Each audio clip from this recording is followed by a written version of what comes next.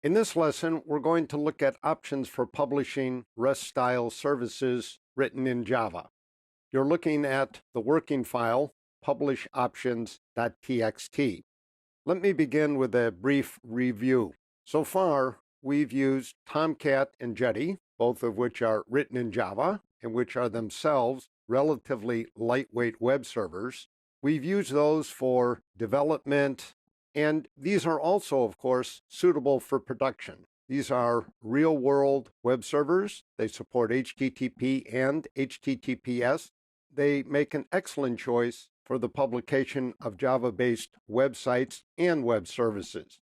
Scripts written in Ant or Maven, we've seen an example of an Ant script, can automate the process of deployment and take away a lot of the pain points. If you're using an IDE such as Eclipse, NetBeans, IntelliJ, and the like, these also automate the deployment of web services. So Tomcat and Jetty, although they are production grade, do not pose any serious challenge. The point of this lesson, however, is to look at options. So you might want something even lighter weight for development. And to that end, I'm going to show you an option that's available in RESTlet. There are similar options available in JAX RS. This next working file is called main.java. It's encapsulated in an executable jar file called RESTlet publish.jar. And in this case, it's used to publish the Adages service that we looked at last time. What I'd like to underscore is how straightforward the approach is. So you can see here, I have the cursor on my main method, and then starting at line 1, the setup is quite straightforward. First, we instantiate a component. Component is one of the RESTlet built-in classes. Next, we call getServers on that component, and we basically add a toy HTTP server.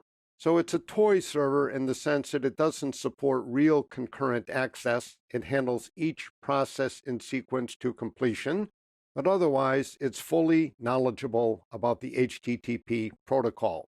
The second argument to add, by the way, is the port number, and I'm picking 8182. Any port number would do if it's open.